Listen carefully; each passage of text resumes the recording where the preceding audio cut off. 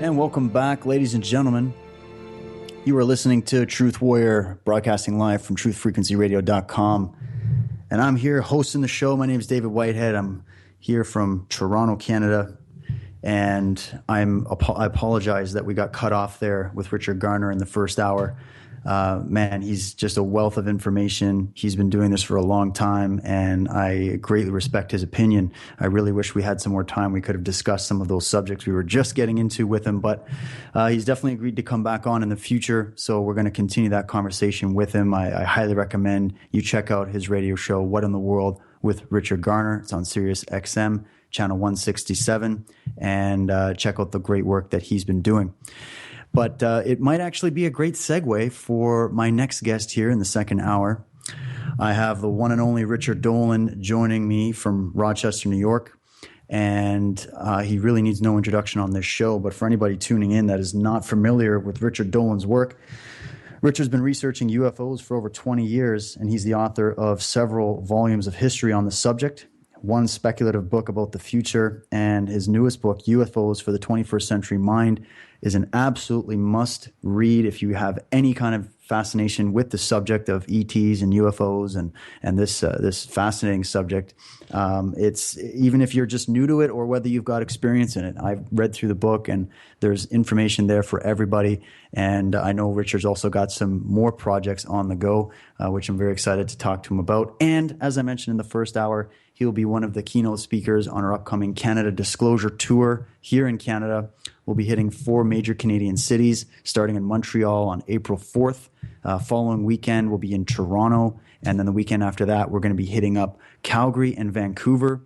We have an excellent cast of speakers on this subject, and all points of this subject imaginable are going to be covered. And we're going to weave in a lot of other topics as well that I think are important to relate to people. So very warm welcome to Richard Dolan. Richard, thank you so much for taking time out of your busy schedule to join me. Welcome to Truth Warrior, my friend. David, thank you. It's a pleasure to be here. I'm always happy to get together with you. We, of course, had an amazing month of traveling across Canada about a year ago. So absolutely, we're brothers, man. Totally. And we did some martial art training. We had some mind-blowing talks. We had some good times. And I definitely look forward to having you come down and speak here in Canada again. I know the reception we had when you joined us last time. We did 12 cities. We had you in an RV, which almost blew up at one point, which was kind of crazy. So that is exactly right. I'm glad that you're alive and we were able to bring you back home in one piece. And I'm glad you're willing to work with us again. I'm happy to. And actually, you were one of the real highlights of that trip for me, and a lot of the conversations that you and I had, I think, I know we both enjoyed them. And I think people standing around us when we were talking enjoyed them as well. So I'm glad to be chatting with you today. Awesome. Well, you know what? We were just talking to Richard Garner. I'm not sure if you've ever been on his show before in Canada. He's got a great radio show here. And we were just getting into some of the subjects regarding the whole UFO ET disclosure subject. And we were just opening it up and then we had to end the show. So I think it's a great segue for you to come in, my friend. I mean, your work and the way you present it in such a scholarly manner, and in my opinion, it brings so much credibility to the subject. If only people would review your work, is just it's unmatchable, and I think it's just so valuable to have that kind of information, that kind of validity, that kind of tone to the conversation added to it, so that way people can really go down this rabbit hole for themselves. And so I'm so glad you're going to be a part of this upcoming tour. Why don't you share a little bit about what's been going on with you? And I know you've been doing a bunch of events and got some stuff going on. I have been.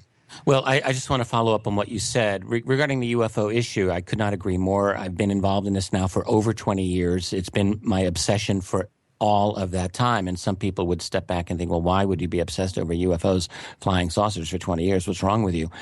I would reply that the UFO issue is kind of like a crowbar, as I see it. And it's a crowbar that pries open a door that's sealed shut, that opens the way to helping us reevaluate our entire panoply of illusions that I think envelop our world and that come at us from every single direction.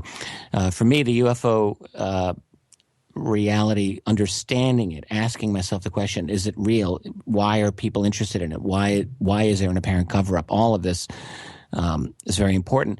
And when you answer one question about this, it opens up dozens of other questions, and that leads to this entire array of what we call the alternative research community. It's not just UFOs. It leads into, covert assassinations like the Kennedy assassination and many others, or geoengineering, or false flags, or GMO foods. Honestly, when you crack or shatter one important paradigm, it leads to many, many others falling. In other words, once you realize, as I did, that the UFO reality was a genuine thing, UFOs are a genuine thing, they're being covered up, you inevitably ask yourself, what else could be a lie? What else could be a lie in our society? And is there a relationship between one lie and another lie, and on and on and on? And what you find is, in fact, there's a much greater relationship than people would ordinarily think, and it just shatters your worldview. I'm at the point now where I had an earlier time, I suppose, when I was emotionally attached to the worldview that I grew up in. Those days are long gone, and I, it's liberating, because I find that I don't really necessarily need to have a sense of certainty that I once thought that I did have. It's okay not knowing certain things. But the UFO phenomenon for me has been a very intellectually liberating subject.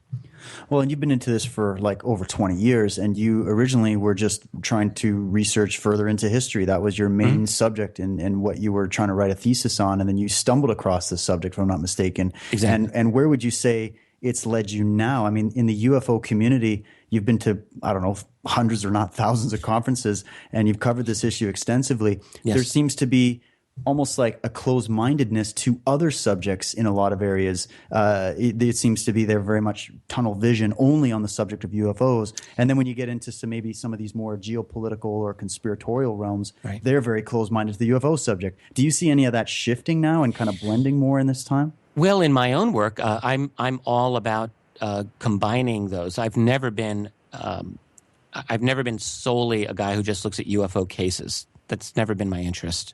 I have a very excellent memory for UFO cases, and I can remember hundreds and maybe thousands of them. I'm lucky like that. But what I'm really interested in is the political implications of this phenomenon, always have been, right from the beginning. So where my work is now leading me, in fact, some of the most recent lectures that I've been developing have been looking at a broader geopolitical approach to the entire cover-up and implications of the end of that cover-up, of what we call disclosure. So it's not simply a U.S. angle, but it's China, it's Russia, it's the entire development in our world of continual false flags. All of these things actually have a relationship to the UFO phenomenon, as I'm seeing more and more. So when I bring in a geopolitical analysis to the UFO cover-up, which I just did a week ago at the International UFO Congress in Phoenix before 1,000 people in the audience, I can tell you I got a very, very enthusiastic reception to it. So I think that people who are engaged in this phenomenon, they are hungry for a deeper understanding of what's going on. And, an approach that I have is not the only way to look at it, but it's one valid approach, I think. Trying to understand how this fits in the big picture scenario, in our global scenario. And I don't pretend that I have every single answer here, but I think about this all the time. I'm thinking about, on the one hand, the global nature of the phenomenon itself, the nature of the secrecy, the creation of what I've often called a breakaway civilization, and how that relates to our contemporary geopolitical situation, for example, in which, I pick one example out of many, the United States is in an undeclared war right now against Russia. Right, I mean, I think we can all see the Cold War has been rebooted. Maybe it never ended, but it's certainly going on now. There's certainly a rivalry with China as well. People often ask me, well, if the United States is, if there's a cover-up in the United States, what about other countries? Why isn't Russia talking? Why isn't China talking? Why isn't Brazil talking? And I've given these a lot of thought, and these have been now entering into my lectures, and they'll be certainly entering into my next book on the subject of UFOs, which will be the third volume of UFOs in a National Security State, which I've been asked about for quite some time. That book will be, it'll be done at some point soon.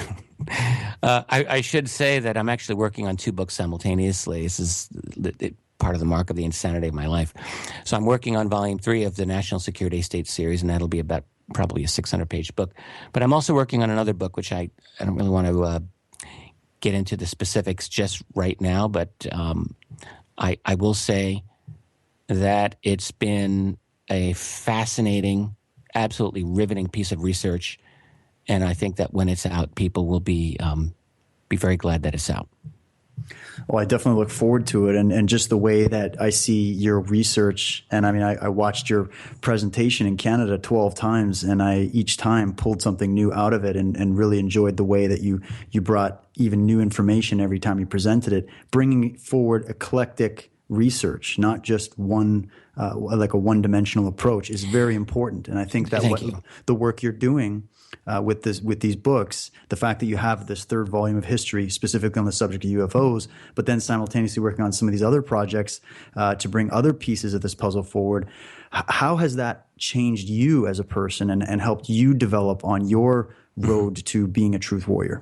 Well, I feel that I'm 52 years old now, and I feel honestly that I've never been in a better place mentally in my entire life. I feel like right now I've had an entire lifetime of building up to right where I am right now.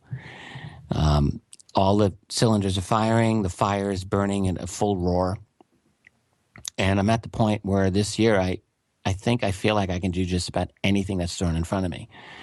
And I've been in a good mode for quite some time intellectually. I've felt like, especially for the past 5-6 years, I think since I kicked off the 2nd volume of UFOs in a National Security State, that was in 2009, I think that was a bit of a turning point. Reason was I wrote my first book, published it in the early part of the century, wrote a bunch of articles after that, did a lot of appearances, but it took me many years before that 2nd volume came out. I was raising 2 children. I had a very active family life, and a lot was going on. But starting in 2009, I published volume 2 of National Security State. It was a 638-page book. Then a year after that, I published AD After Disclosure, to the shock of some of my readers who were expecting a 3rd volume of history. Instead, I do this speculative book about the future, which was a fantastic exercise. 2 years after that, I published UFOs for the 21st Century Mind, which in many ways, as you were talking about, you like it, I feel it's the culmination of all of my thought on this subject. So I feel that for the past 5-6 years, I've just been in the highest gear possible. And now I'm moving into yet new directions, and I'm trying to explore.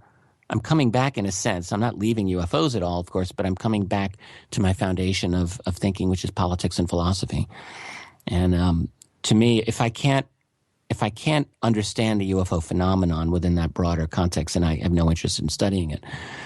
If someone were to say to me, you could write a really good history that deals with the phenomenon of UFOs in a reliable way, I would think, well, that's interesting.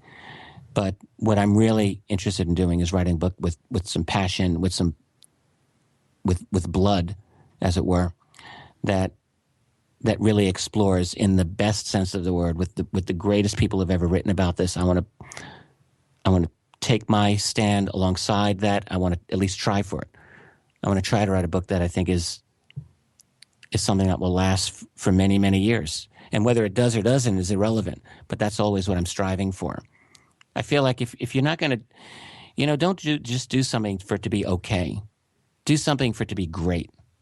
And if you're not striving for greatness, then what are you really doing, Right. I want this work. I want to push myself to the maximum extent possible. And when I give a lecture or when I write a book, I want it to be scholarly, but I also want it to grab at people's passion, and I want to engage people. I want them to understand why these subjects are so important, why UFOs do matter, why government cover-ups do matter. And all too often in our world, I mean, really what people are under is an assault. They're under an assault by their culture, by their government. And it's an assault that's designed to control them both externally through laws and internally through their mind, to make them docile. And I don't ever want to support that. I always want to oppose that. In terms of the UFO phenomenon, I mean, think of it this way. We have something that's happening around us in this world that involves technology that is not supposed to exist. A silent flying triangle. One example, a black triangle. These have been seen thousands of times over the past many years. They're real. Someone's operating them, whether it's human or non-human. That's almost secondary. Someone's got this technology. Why are we not talking about this openly? There's obviously a post-petroleum solution in that technology, and yet it's being covered up. Why is it being covered up? Well, I think we can take a few guesses here, because if it were to be out there in the open, that would take down the world's largest industry, which is petroleum, which dominates this world geopolitically, which is the foundation for the entire hierarchical power structure, I think, that exists here on this planet. That's why there's a cover-up. That's one reason right there. And one of many, would you agree? Because I think that, when we start to ask these questions, as you were talking about before, the minute you start asking that first question, more questions start to pop into your mind. And I remember talking to you about this, I can't remember when we were on the trip together, but we were just sort of speculating about all of the reasons or many other possible reasons for this sort of the blockade of this information coming out. And I even asked Richard Garner in the first hour what his opinion was, and I wanted to ask you the same question. Is it reasonable to think that there's a possibility that one of the reasons why this information hasn't been disclosed is not just because there's a human element of the government trying to close this information down? We know that exists, but is there possibly some kind of a truth embargo levied by these visitors themselves? If they are indeed engaging this planet, could there be a higher control structure beyond what we look at in the geopolitical, physical, so to speak? I believe the answer is yes. I strongly believe the answer is yes. I mean, my take on the scenario is probably like this. I think whoever they are, let's call them aliens. I think they're not us. They're not of our civilization, and I think they've been monitoring us probably for a very, very long time. Now, in what we would call ancient times, it would be incredibly easy for them to monitor us without us really being able to do anything about it or be aware of them. Honestly, I think it'd be the easiest thing in the world. Human population was very, very sparse. Human technology, by our standards, was essentially nil. And they could have had a very low-key presence for centuries, maybe, being here from time to time, maybe living underground in nice secure bases where they can play ping pong all day. Who knows what they're doing, but out of our sight. Suddenly, here comes the 20th century. And the 20th century gives, humanity really is like leaping into the sky here. I mean, literally, we have flight, we have radar, which can detect things electronically from a long distance, and we have other electronic means of detection. And suddenly, the advanced guard of our civilization, that is the military intelligence community and the military scientific community, is detecting something. They're detecting these others. Now that's this phase that we're at still right now, is where the leading advanced guard of humanity knows that there's something going on. And the thing is that they're not telling the rest of us openly about it. But we're starting to figure it out too. So this is really what we're talking about as an interim stage. Now, these other beings, let's think about it from their point of view for a moment. I like to play historical little what-if games myself. And, what if we human beings were to go back a mere 1,000 years into the human past? I've used this analogy a number of times, so if people have heard it, forgive me. But it's instructive.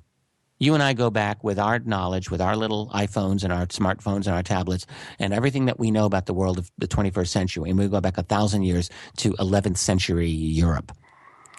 And we have to ask ourselves, how much could we tell those people about what we know and about our worldview? Answer, probably next to nothing, without the torches and pitchforks coming out and without their heads going pop.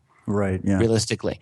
Now, and those are people of our exact same species who are a mere 1,000 years removed from us chronologically. And those are people that presumably we would wish no harm. But there would be so little that we could tell them. Now consider a truly alien species with an alien psychology. Beings that probably don't have the same types of psychological reactions as human beings. I mean, we are, after all, very specifically psychologically designed. Partly because we we nurse for so long. We bond with our mothers in a certain way. We have certain types of emotional responses that what if this is an alien intelligence that's the creation of some kind of advanced AI? They would have a totally different psychology than we would. I would hazard to guess that they would, and what if they have relative IQs of 500 or more? I mean, really. It would be almost impossible for them to be able to relate to us in a way that would make sense to us. And in fact, when you listen to testimonies of certain people who've had apparent abduction experiences, I'm thinking of one who was interviewed at length by the late John Mack, a man that I've since gotten to know. He said, when you're with them, they have to slow their thinking down dramatically just to be able to relate to us. They're not like us. They have a hive mentality, in his view. They all know each other's thoughts. It's totally different from us. So that type of civilization is so radically different from our own. Does it make any sense for them to land on the White House lawn like in the day the earth stood still and say, take me to your leader? No, it makes no sense. No sense at all, because their way of thinking is truly, very probably, alien. So there is a truth embargo by them. My guess is that they don't really want the hassle of trying to relate to us in an open way. How would most people react to this? I talk about disclosure frequently. I've written a book about disclosure. But honestly, when you really think about it in terms of human society, is there a possibility that what we consider our current civilization would simply dissolve in the face of this unbelievable, awe-inspiring and frightening alien reality? I have a lot of friends and colleagues in this field who are aching for disclosure, and they want open contact with these other beings. Space brothers, sometimes people call them. Galactic Federation of Light is one thing that you hear frequently. Well, I don't really know if those things exist. You have people who claim that they exist. It's based on no proof, no evidence whatsoever. I do suspect, though, at least in theory, that these beings are not going to be easy for us to relate to. One of my friends in this field is Whitley Strieber, who I consider one of the most intelligent and deep thinkers that we have in this field. And Whitley has had what he believes are direct experiences with these other beings. And he says when you are face to face with them, it's like mentally they strip you bare. You're like a cowering dog in the face of, a person that you're intimidated by. And he says he believes very few people actually have the ability to withstand that psychologically and keep their wits about them. What if that's true? So there's a lot of reasons why there's going to be secrecy on this. The dilemma that we have, the problem we have as a society, is all of that's irrelevant. We're on a path. We are on a path toward disclosure, and we're never going to be ready. I've never believed that we'll be ready, but that will never stop us from happening. It'll never stop disclosure from happening. It's like, I like to say, no one's ready for their first child. We're never ready for it, but boom, there it comes. And exactly. Disclosure, that's right, it's going to happen. We're not going to be ready, and I do think there will be effects that are going to be very, very psychologically damaging. Think about the web of lies that have enveloped every single person on this planet. A, aliens don't exist. B, governments are not supposed to lie to you. Sometimes they lie, but we have to, and prosecute them when they do. And C, 9/11 was done by, Arabs from elsewhere. D, there are no chemtrails that are poisoning our skies and our crops. You can go on and on and on. I'll tell you right now, when the disclosure on this happens, everything gets opened up. Everything. This did not really come out in my book, A, Day After Disclosure. A, I wrote it 5 years ago. B, my co-author was part of the mix, and he had his own opinions, and we kind of worked that out together. But what I believe is that disclosure is going to open everything up. And when you've got a world of people, think of Americans who are psychologically hanging on emotionally to certain ideas. You try to get in an argument with someone about 9/11, for example, and you see how angry they can get, how emotional they get, because they're hanging on to that belief. It's an emotional fact of their life. UFOs don't appear to have that same emotional power, but you just wait for disclosure to happen, and it will. When people realize they've been lied to for over 70 years by their government, guaranteed, there's going to be a lot of psychological trauma. So the moorings will be out from underneath us. Oh, I couldn't agree more. That's well said, Richard. We're going to go to our first break here, man. So let's continue this line of thought on the other side. We're just getting warmed up here, ladies and gentlemen, with Richard Dolan. We're back here on Truth Warrior in just a few minutes. And welcome back, everyone. You're tuned in to Truth Warrior here on truthfrequencyradio.com. My name is David Whitehead, your host, and I'm speaking tonight with Richard Dolan. And it's richarddolanpress.com. That's his website. Go check it out. He's got lots of great information there. You can also order his books and get more information about the work that he does. And he will also be a keynote speaker at the upcoming Disclosure Tour Canada. We'll be breaking down this information in more detail. Richard's going to be speaking at 3 of the 4 cities. He's going to be in Montreal and also Calgary and Vancouver. The only city we're not able to secure him for would be Toronto. So we're going to be bringing down Stanton Friedman to cover that event. And I'm very much looking forward to having this wide ranging of viewpoints on this subject brought forward. It's the first type of event of its kind done in this manner in Canada, as far as I know. And I think that it's going to be a great event to check out. If you want more information, the website is modernknowledge.ca, and everything is there for you. And we appreciate all the support and help and the kind words of support and whatnot that we've received from people literally all over Canada and from other countries around the world as well. It's been sort of a long journey from starting this venture here in Canada to try to get this information out. And we're really happy to be able to continue doing this and see the interest grow. And speaking of that, welcome back, Richard. In your opinion, do you see that in general, there is a lot more interest in not only the UFO subject, but a lot of these subjects that are just been labeled fringe or been passed off as conspiracy theories or just completely marginalized from public discussion?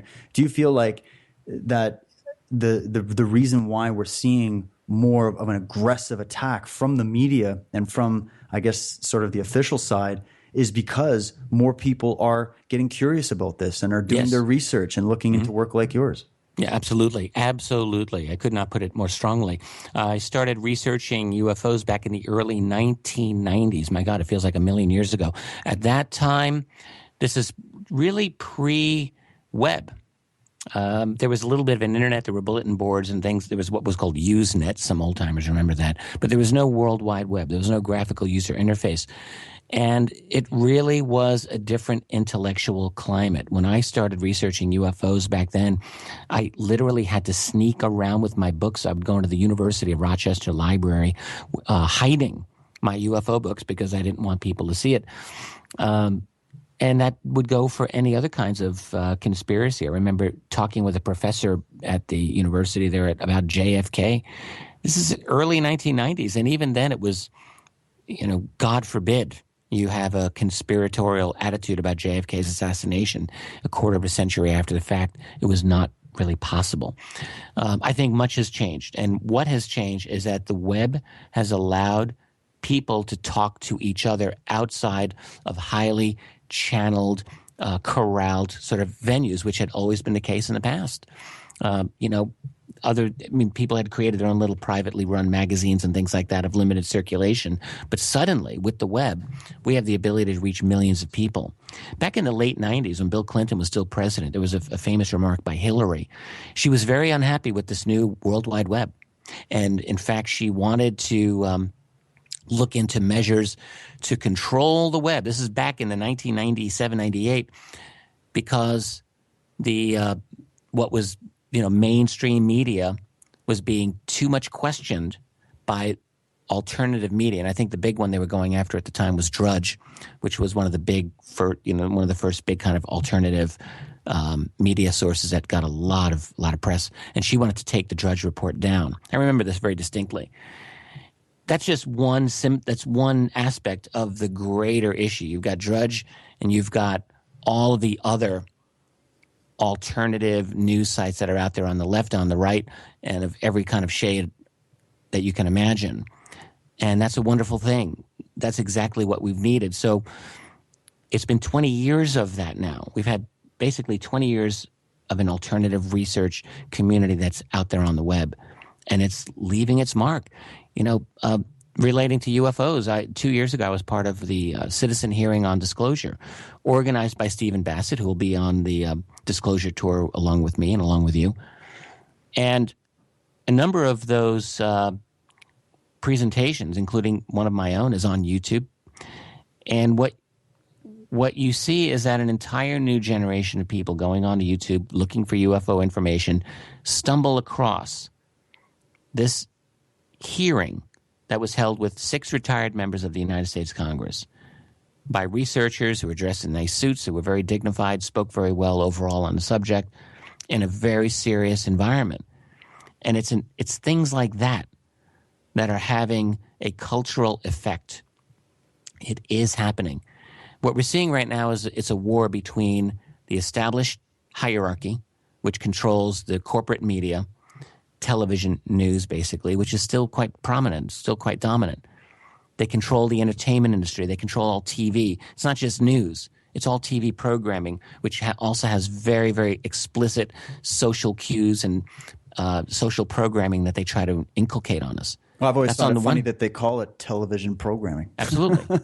Absolutely. So that's on the one hand. On the other hand, are people increasingly going around that whole system through the web and in a conversation with each other where we're just learning from each other outside of this kind of nanny state-guided system. And that's really the battle. At some point, I don't know when this is going to happen, but I have to believe at some point it'll be like the story of the emperor's new clothes, where someone points out the obvious, which is that the emperor's wearing nothing at all. And we'll tear away this fiction that we've been living under for so long, which is this mainstream corporate-dominated propaganda system, and it'll just come down. The aftermath of that, of course, as I said in the last segment, is that it's going to be a really wild ride, and it won't all be fun. But honestly, how do we want to live our lives? I often think if you're sleeping and you're having this wonderful dream about being on a beach and someone's giving you a foot massage and sunshine, you got a margarita, that's a great dream. But what if in reality, while that dream is going on, your house is burning down? So would you want to wake up from the dream and deal with the reality of your house burning down? Well, I would. And we're kind of in this dream-like illusion now. In reality, the global house is burning down. Never before in human history have we had a situation where a very few people have the ability literally to own every single thing that's worth owning on this planet. Water, minerals, GMO foods, you name it. And it's all happening. And that's actually behind a lot of the geopolitical warfare that's going on right now, the war between America and Russia, and even the rise of ISIS. All of these are long issues to get into. Behind it all, though, is something else, is a breakaway civilization. That is a deep black budget group that has had access to exotic technology, exotic science, retrievals of what we would call UFO technology. All of this is part of the mix. And what I believe is going to happen, I think that there are basically 3 disclosure scenarios. In fact, maybe I can go over those, and that might be a good way to take this discussion. The scenario number 1, I think, would be the accidental or premature disclosure.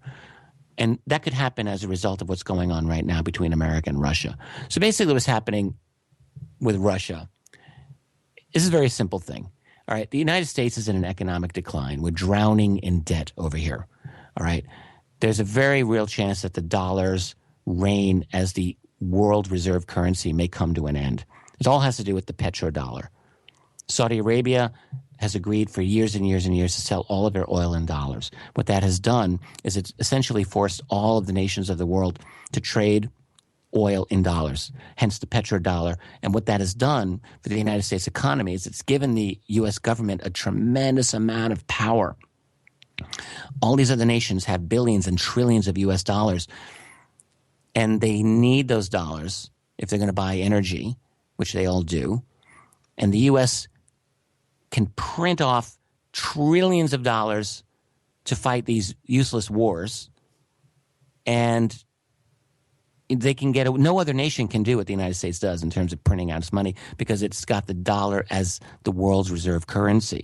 Other nations are not happy about this. What we're seeing now is Russia and China, for example, are making energy deals that exclude the petrodollar. Saddam Hussein tried to do this over a decade ago. He was trying to sell his oil in euros, and that's one big reason why he got taken down. Muammar Gaddafi in Libya in 2011 was creating a gold-backed dinar. It was going to be an alternate currency that was going to threaten the dollar. He had to come down. Right now, Russia and China are working on a way around the dollar. They're a little more powerful than Gaddafi. They're a little more powerful than Saddam Hussein. Anyway, there's this potential of a new gold-backed world reserve currency. And what Wall Street and the White House are on a mission to prevent this from happening. And their bonus plan is basically to take down Russia and control all the vast Russian wealth. They want to create regime change. They want to take Putin out, just like they did in Ukraine a year ago. All of that. That's what's happening now. So the plan is take Putin down, pave the way for regime change, lie their asses off about everything from MH17 to what's going on in eastern Ukraine and on and on. But let's say that this dangerous gambit by the U.S. fails, because it might fail. Because, in fact, what Vladimir Putin is doing since September, when John Kerry met with the Saudis to crush the ruble by pumping out oil and dropping the price of oil. They want to destroy the ruble, just like they did this to the Soviet Union back in the 80s. It worked then, but it's probably not going to work now. Putin is selling his oil in dollars, and he's selling his dollars off and buying gold. He's getting massive amounts of gold right now. And the Russian economy is hurting a bit, but in the long term, I think they're going to do very, very well. The real danger is Russia and China leading the way toward a massive global dump of the dollar. I don't know that this will happen.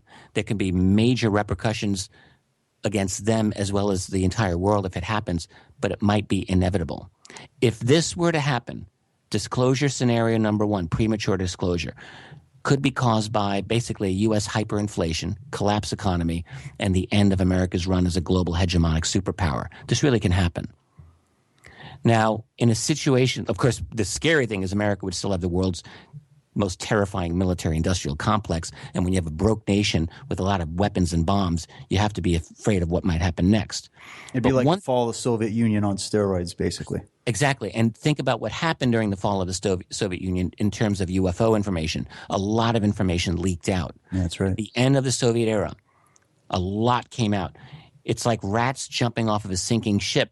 There's this, often you have a window that opens in which data comes out. And what you could have is when everything's collapsing around, someone within the U.S. national security complex could very well see an opportunity for releasing critically important UFO data that could essentially force disclosure. I think this is a real possibility.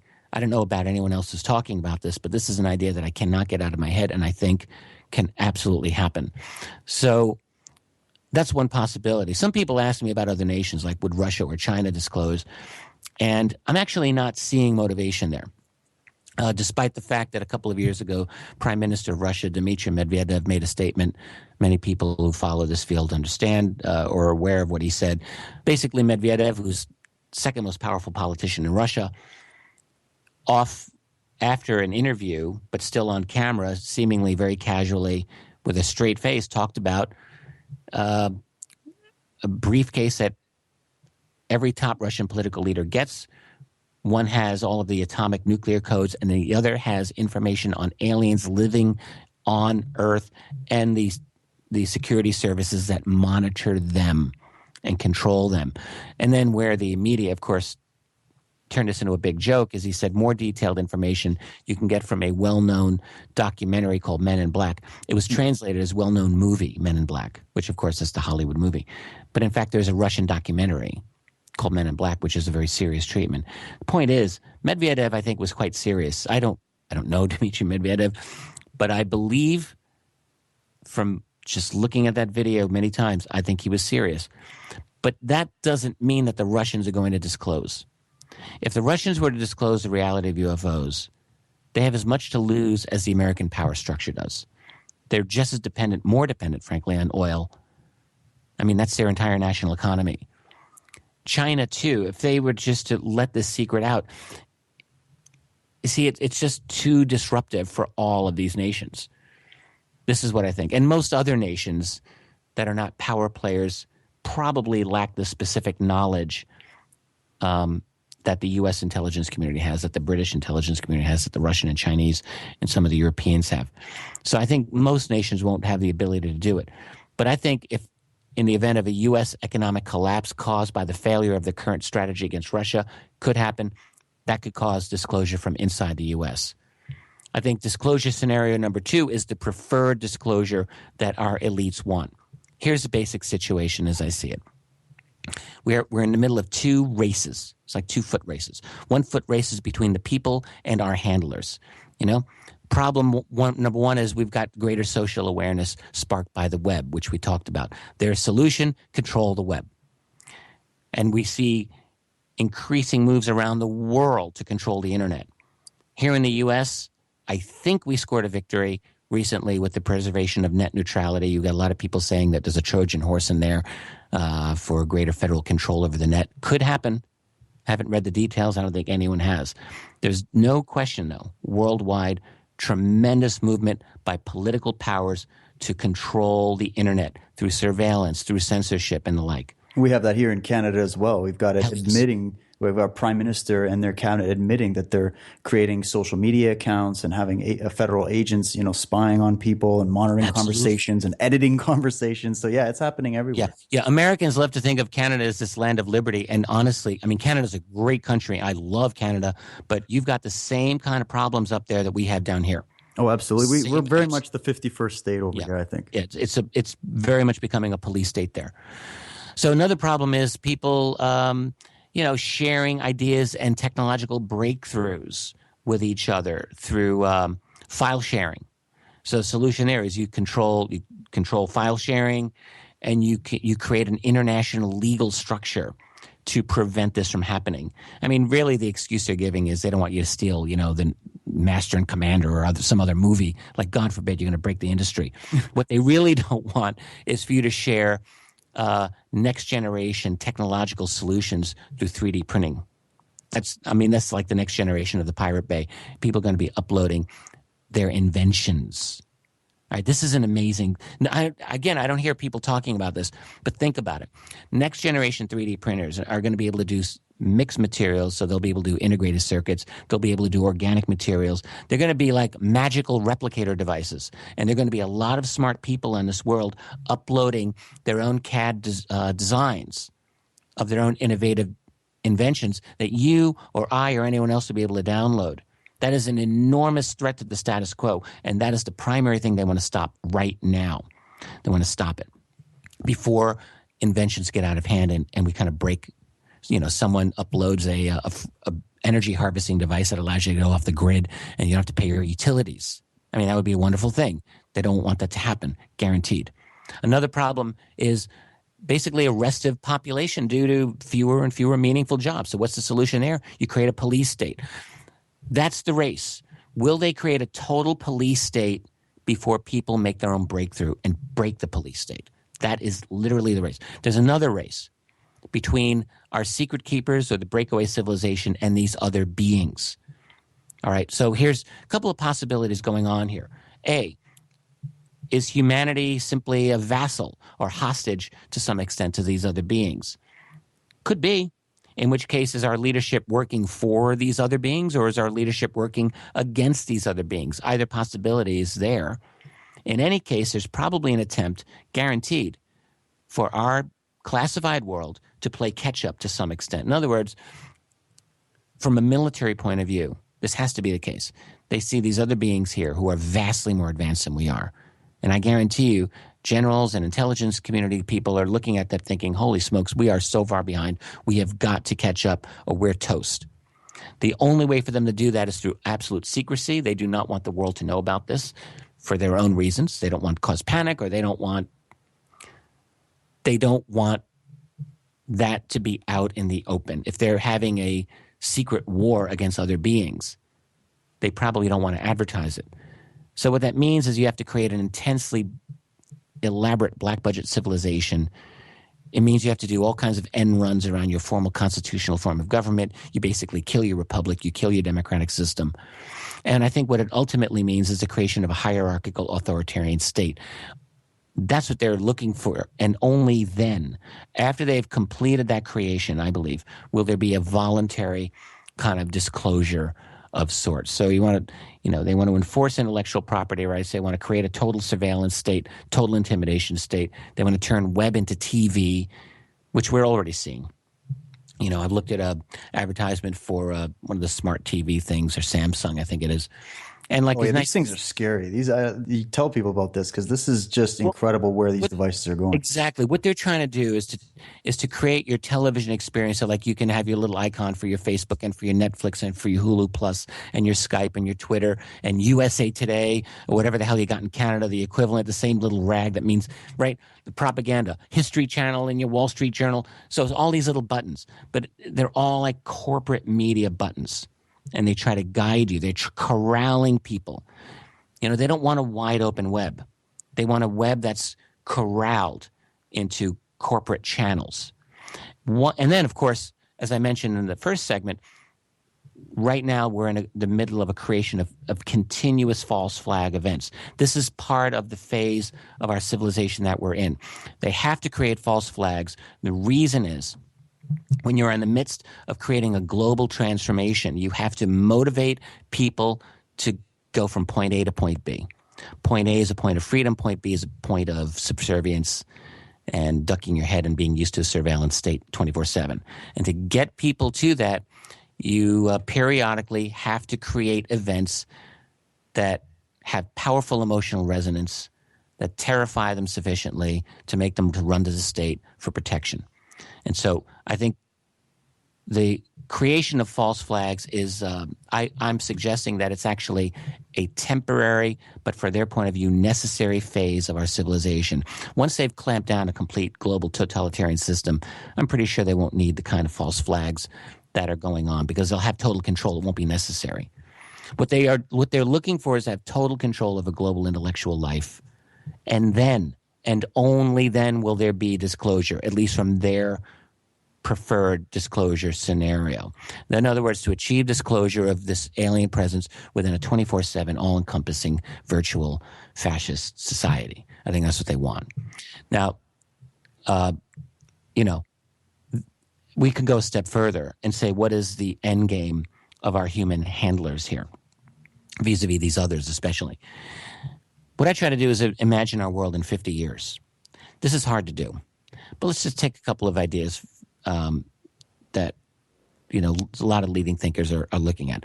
50 years from now, I think it's fair to say we'll have very advanced artificial intelligence, artificial superintelligence. In other words, beyond just chess programs that can beat the world chess champion. We'll have quantum computing. We'll have computers that can think, essentially, that will seem like they can think at a highly advanced level. We'll have quantum computing, which, is utterly revolutionary. We'll have complete DNA control, being able to customize organisms probably any way you want, for length, for strength, for longevity, for intelligence. Basically, they'll be able to create a true master race, achieve Hitler's dream. It's just going to be in 50 years, not in the 1930s, but in the 2070s, 2080s. So sort of like a full-on transhumanist type future. Absolutely. In a way, where they're integrating us. A class-based transhumanism, no. Because I cannot believe they're going to give these abilities to everyone. Exactly. It'll be for them. Along with implants for superpowers, which actually militaries already have. They have certain abilities that would blow people's minds. Ocular implants and oral implants where you can communicate with someone else without needing any other kind of technology because it's implanted in your jaw and things like this. There'll be organic 3D printing, which can give you replacement organs or maybe replacement people. Who the hell knows? All of that's 50 years from now. We're going to have a class-based transhumanist society. They're going to be a master race, literally, and basically literally a slave race that'll probably have IQs of 85, and they'll watch your football games and they're dancing with the whatever, and they'll be happy. So the Hunger Games, basically. Yeah. Honestly, Yes, it'll be a utopia for those who can afford it, not an ideal future. That's I think the preferred. That's where we're moving. Now there's a third option, and I know I've only got a couple of minutes here. Disclosure scenario number 3, I call people-driven disclosure. And this can happen. It's kind of similar to the to accidental disclosure, which I talked about, but it could be something that comes as a result of a groundswell. In other words, people supporting groups that leak information, whether it's WikiLeaks or Anonymous or groups like that, which are, or people like Edward Snowden, who I know there's all kinds of arguments over, are these people working for the other side secretly or not?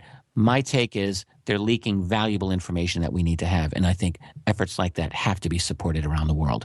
I think that supporting good UFO research is important. I think engaging in focus and pragmatic citizen action is important. All of these can help to trigger the kind of scenario that's people-based, that can promote or that can push this out into the open and cause really what will be nothing other than a deep, profound revolution in human civilization. Wow. Well, Richard, I hate to end it here. This is great, and I really look forward to you presenting more detailed information on this in your upcoming books, upcoming talks. modernknowledge.ca. Ladies and gentlemen, you can get the tickets, and also richarddolanpress.com. Thanks, Richard. We'll talk again soon, my friend. My pleasure. Thanks.